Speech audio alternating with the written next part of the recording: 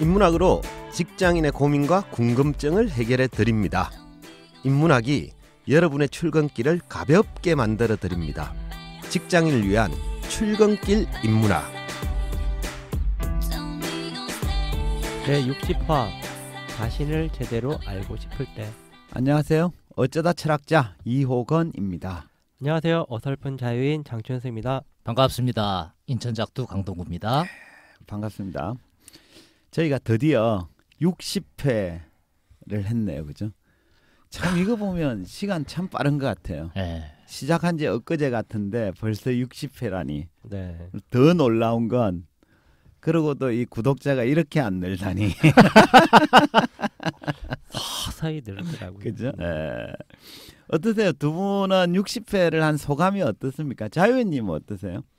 저요? 이제 뭐 한 반을 넘겼구나. 그쵸. 제가 이제 일단 100회를 찍고 보자 뭐 이런 얘기를 했었는데 이러다가 금방 또 이제 100회 뭐 이렇게 하는 건 아닌가? 그쵸. 100회 때 뭔가 특집을 할 수 있어야 되는데 뭐 이런 생각도 하고.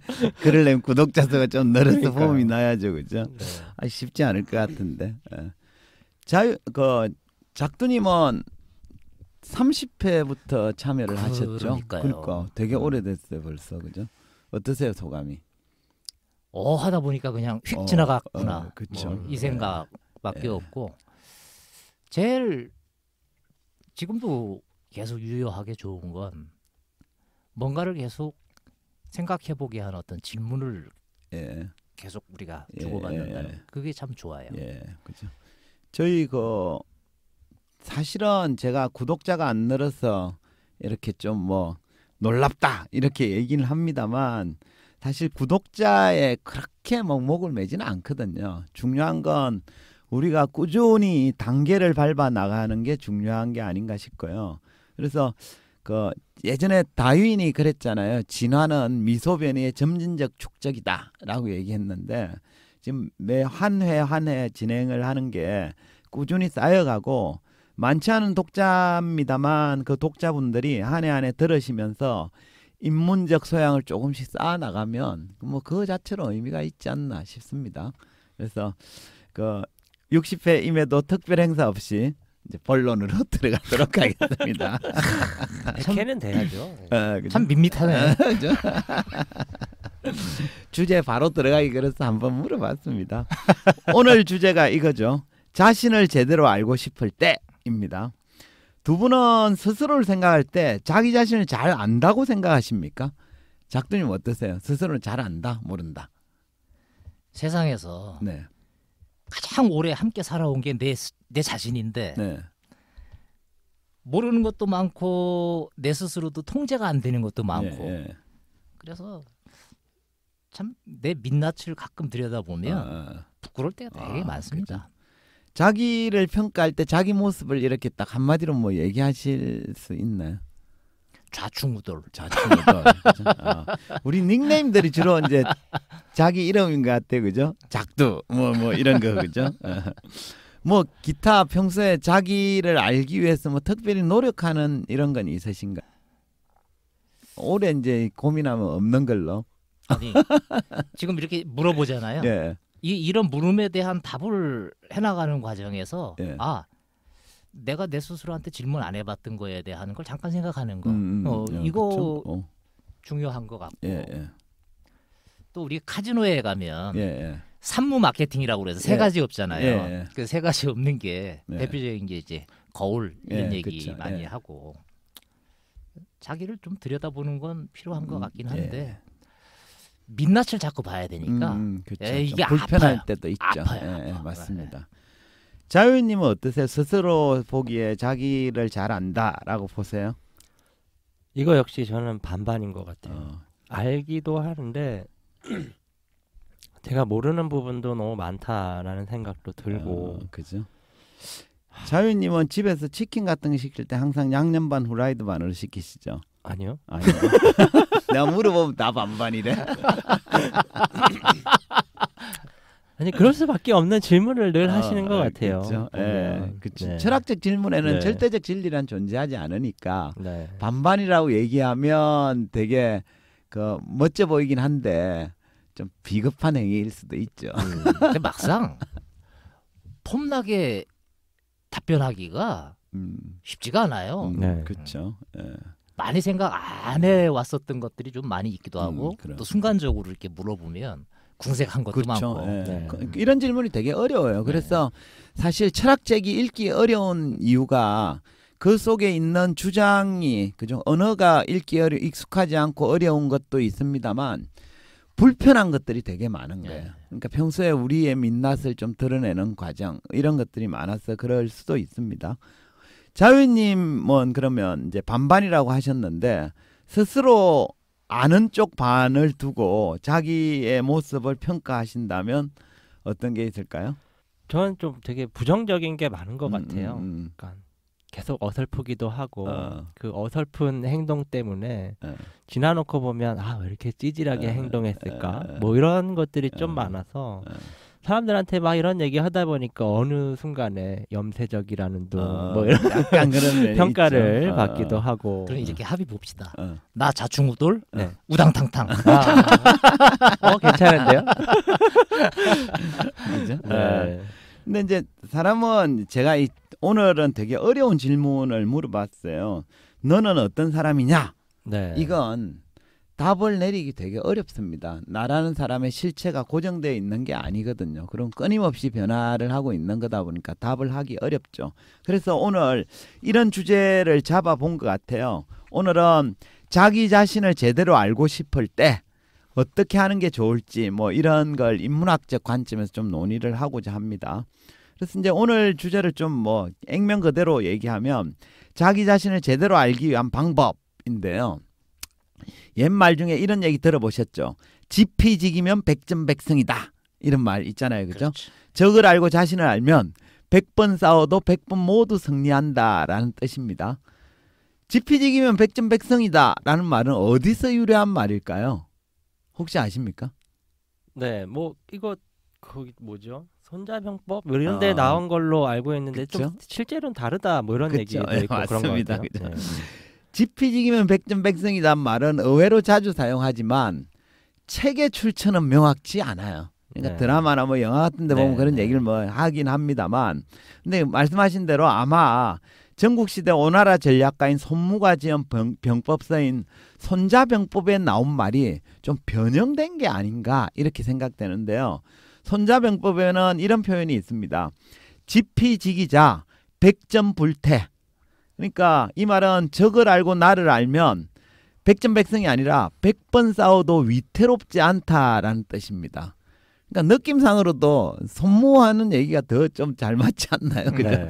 백전백승보다는 100번 싸워도 위태롭지 않다라는 뜻이 더 맞습니다. 그러니까 지피지기 하면 100번 싸워서 이긴다는 보장은 없지만 최소한 위태롭지 않게 된다라는 뜻입니다. 그러면 그 지피지기가 아니라 적을 모르고 자기만 알면 어떻게 될까요? 위태로워지겠죠. 아닙니다. 아니에요? 네. 손자병법에는 이렇게 나옵니다. 적을 모르고 자기만 알면 일성일패. 그러니까 한 번은 이기고 한 번은 진다라고 나와 있습니다. 반반이란 얘기죠. 그렇죠. 그러니까 대부분 적을 모르고 나만 알잖아요. 그러니까 반반인 거죠. 반면에 적도 모르고 자기도 모르면 매전필태라고 나와 있습니다. 그러니까 싸울 때마다 반드시 위태로워진다라는 뜻입니다. 그러니까 속담에 이런 거 있죠. 하루 강아지 범 무서운 줄 모른다라는 말이 있잖아요. 그죠? 이 경우가 적도 모르고 자기도 모르는 상태죠. 그렇네요. 이렇게 되면 매번 위태로워집니다. 아무튼 손무는 전투를 시작하기에 앞서 적을 알고 자신을 아는 지피지기의 정신이 중요하다라고 본 건데요. 근데 요즘은 손무가 살았던 전국시대처럼 전쟁이 자주 일어나지는 않잖아요. 그죠? 어쩌면 우리는 우리 살아생전에 전쟁을 한 번도 경험하고 못하지 않고 그죠? 죽을 수도 있습니다. 그렇다면 요즘처럼 평화로운 시기에는 지피지기의 정신이 필요 없을까? 어떻게 보십니까? 삶이 전쟁이잖아요. 그죠? 네, 맞습니다. 그죠? 그러다 보니까 그죠? 조직이든 개인이든 다 전략 그쵸? 전략 네, 이런 네, 얘기하고 예, 맞습니다. 예. 요즘은 전국시대처럼 전쟁이 일어나지는 않죠. 그죠? 그렇지만 지피지기의 정신은 여전히 중요합니다. 제가 보기에 요즘 시대에 지피지기의 정신이 중요한 때가 언제냐 이러면 제가 보기에는 배우자를 고를 때입니다. 요즘은 결혼정보업체를 통해서 배우자 고르는 경우도 많잖아요. 그죠? 왜냐하면 보다 많은 후보자 중에서 상대를 고르는 게 더 나은 배우자를 만날 확률이 높다는 게 좀 하나의 이유일 텐데요. 그래서 이제 결혼정보업체를 이용하는 사람은 여러 사람의 많은 정보를 알고자 하죠. 그죠? 근데 제가 여기서 한번 물어볼게요. 결혼정보업체를 이용하는 사람에게는 상대방을 잘 아는 지피와 자기 자신을 잘 아는 지기 중에 어느 쪽이 더 중요할까요? 결혼정보업체가 예전에 그 미우새에 예. 김건모 씨가 그 나온 걸 봤더니 중하 등급 나왔대. 김건모 씨가. 그래요? 그러면서 투덜대는 게 나 소고기보다 덜 나왔다.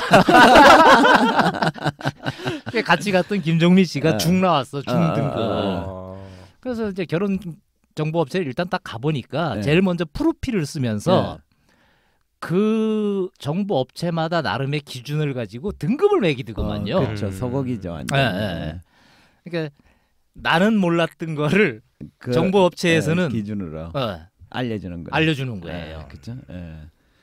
우리가 흔히 이제 결혼정보업체에서는 가는 이용자들은 상대방 정보를 알려고 노력하죠. 그죠? 근데 사실 생각해 보면 지기가 중요합니다. 자기 자신을 먼저 아는 게 중요합니다.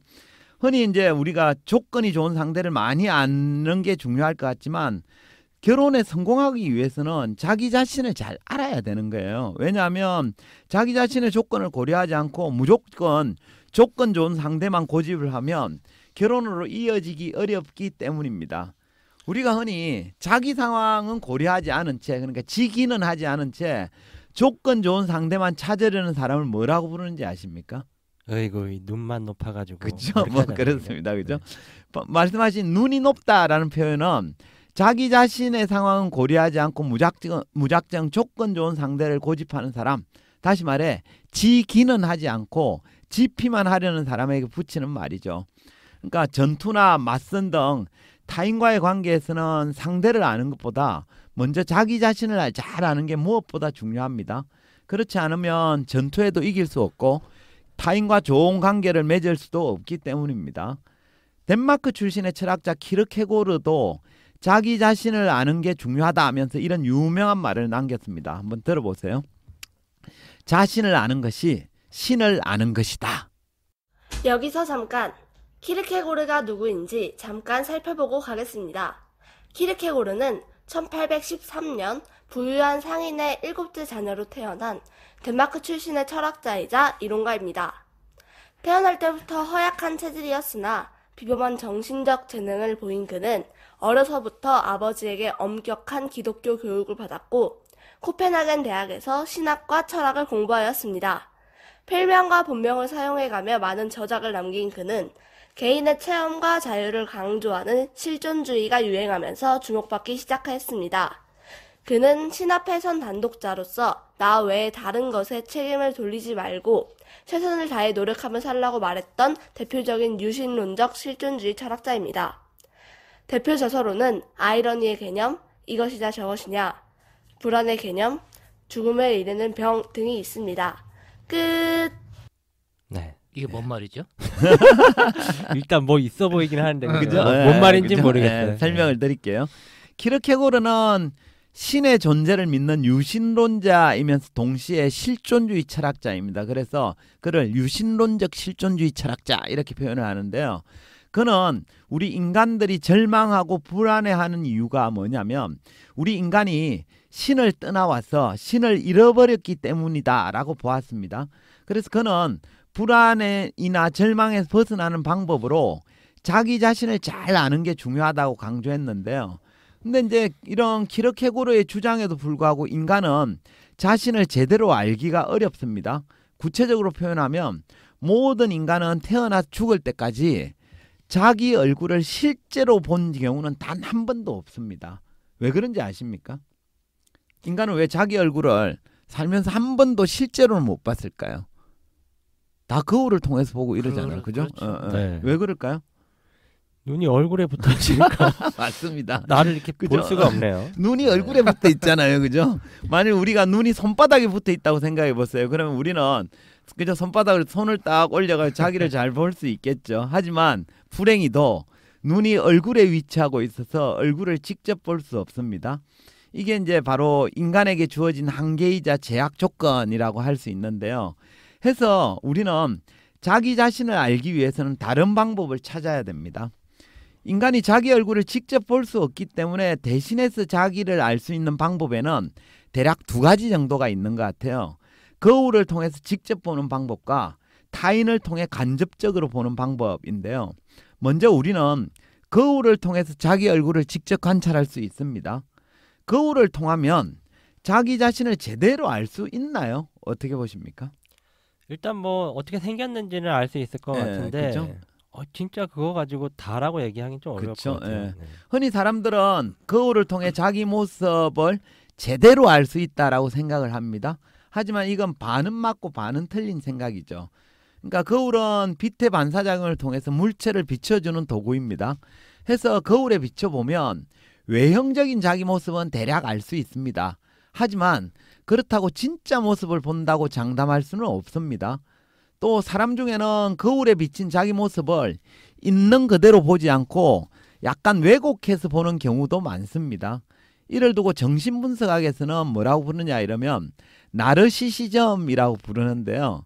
나르시시즘이란 그리스 신화에 나오는 나르키소스라는 미소년의 우화에서 나온 말인데요. 들어보셨을 거예요, 그죠? 나르키소스는 연못에 비친 자기 얼굴을 보고도 자신인지 모르고 사랑하다가 연못에 빠져 죽은 소년 이름입니다. 오늘날에는 자기 자신의 모습을 지나치게 좋게 해석하는 현상을 나르시시즘이라고 부르는데요.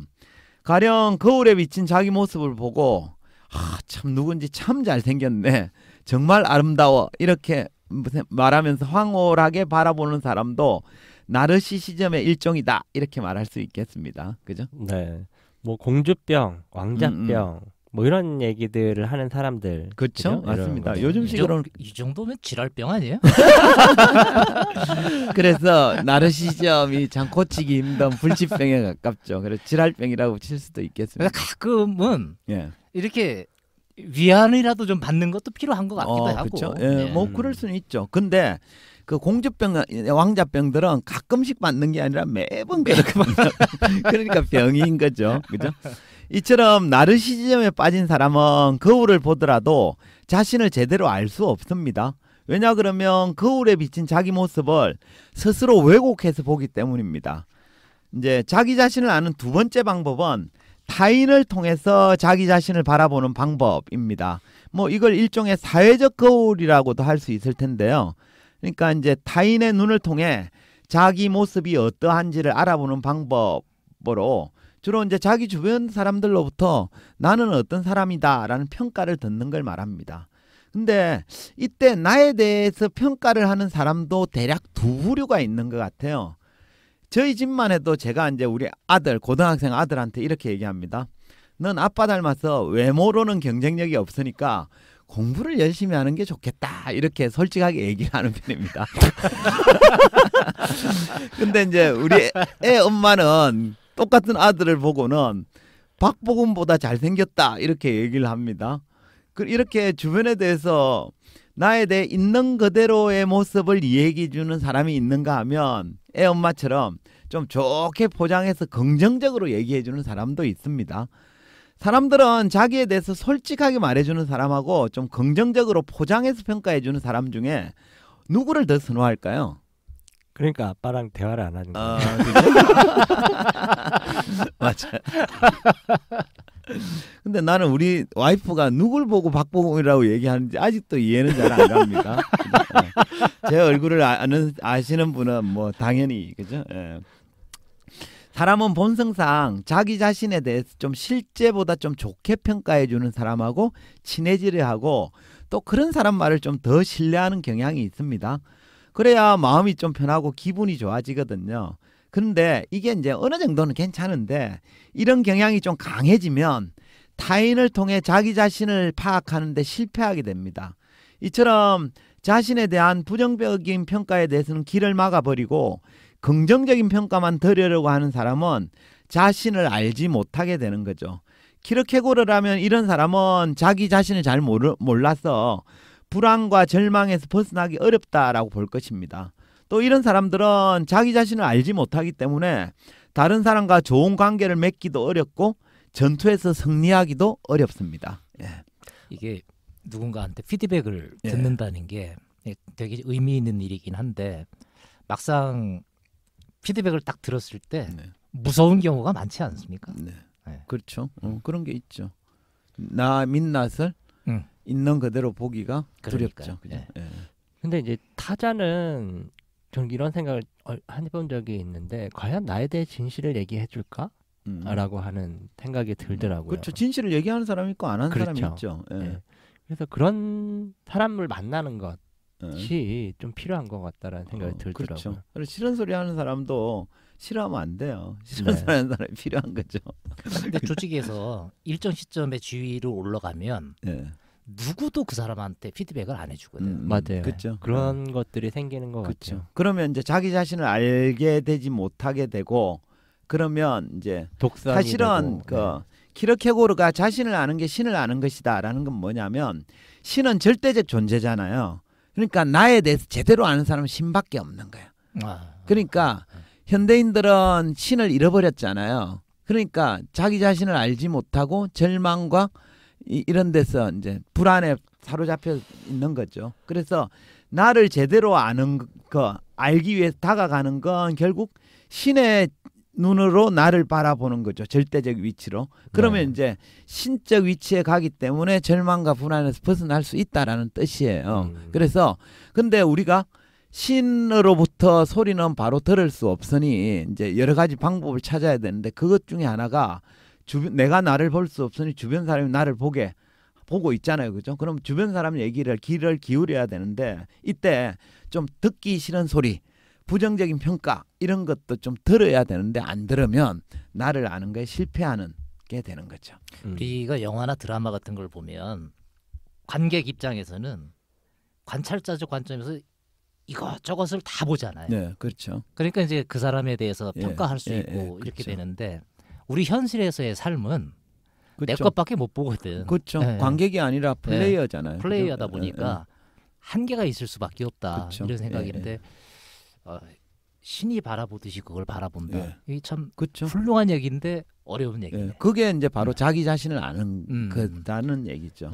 결국엔 불가능한 것 같아요. 불가능한데 다만 보완책으로서 이런 그렇죠. 불가능하죠. 신이 완전한 신의 눈으로 바라보기는 어렵죠. 그래서 근데 어쨌든 그 불완전한 인간이 완전성을 향해 나아가는 행위는 의미가 있는 거죠. 그래야만 키르케고르의 관점에서는 이제 불안이나 절망에 벗어날 수 있다 이렇게 보는 겁니다.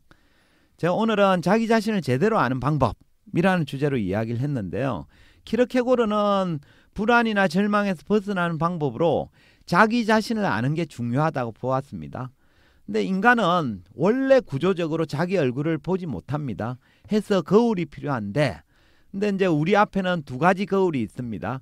나를 있는 그대로 보여주는 거울과 나를 좋게 포장해서 긍정적으로 비춰주는 거울이 있습니다.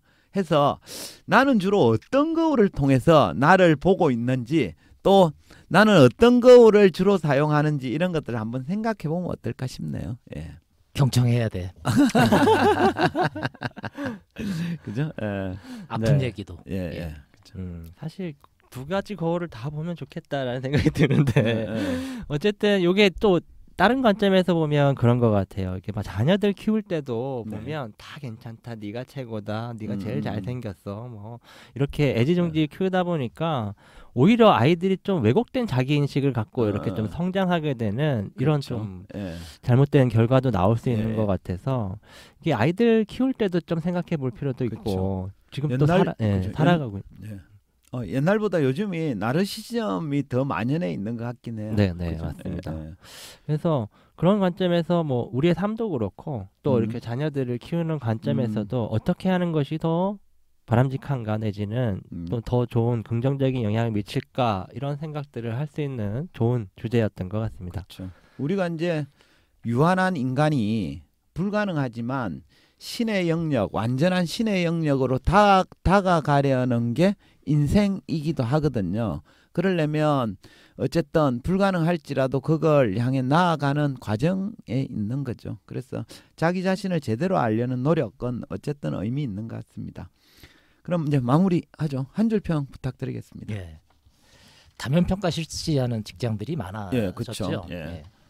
이게 뭐 인기 투표식의 평가로 변질도 되기도 하지만 또 나름 가지고 있는 장점도 분명히 존재하는데 종합적으로 다양한 시각과 관점을 볼 수 있다는 건 의미 있는 일인 것 같아요.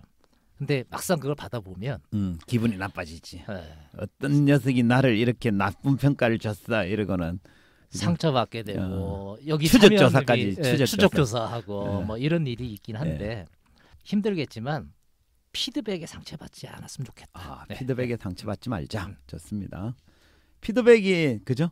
자기를 더 알게 해줌으로써 신으로 다가가게끔 만들어준다. 이렇게 해석할 수 있겠네. 그죠? 자유인님. 네, 저는 이렇게 하겠습니다. 때때로 타자라는 거친 거울을 만나지 못한다면 당신은 위태로워질 수 있다. 멋지네요. 타자라는 거친 거울을 만나지 못한다면 위태로워질 수 있다. 좋습니다. 제가 30회를 하는 동안 계속 밀리네요. 다음부터는 준비를 좀 해오세요. 오늘 60회인데 그죠? 지피지기가 필요한 거죠. 그죠? 좋습니다. 오늘은 자신을 제대로 알고 싶을 때라는 주제로 이야기했습니다. 철학자 키르케고르가 자신을 아는 것이 신을 아는 것이다 라는 말을 남겼지만 인간은 누구나 자기 자신을 제대로 알지 못한 채 불안이나 절망에 빠져 사는 경우가 많습니다. 그래서 키르케고르는 불안이나 절망에서 벗어나는 방법으로 자기 자신을 아는 게 중요하다라는 걸 강조했습니다. 우리가 자기 자신을 제대로 알기 위해서는 거울을 통한 방법과 타인을 통한 방법이 있는데 타인을 통해 자기를 아는 방법이 더 효과적입니다. 이때 타인도 나를 있는 그대로 보여주는 거울과 나를 좋게 포장해서 긍정적으로 비춰주는 거울이 있습니다. 자신을 제대로 알기 위해서는 내가 듣기 좋게 포장해서 말해주는 거울보다는 솔직하게 있는 그대로를 비춰주는 거울을 가지고 있어야 됩니다. 그래야만 스스로를 잘 알 수 있기 때문에 불안이나 절망에도 벗어날 수 있습니다. 이것으로 직장인을 위한 출근길 인문학 제60화를 마치도록 하겠습니다. 저희는 다음 시간에 다시 찾아뵙도록 하겠습니다. 감사합니다. 구독자분들 사랑합니다. 네, 61화에서 만나도록 하겠습니다. 감사합니다. 감사합니다.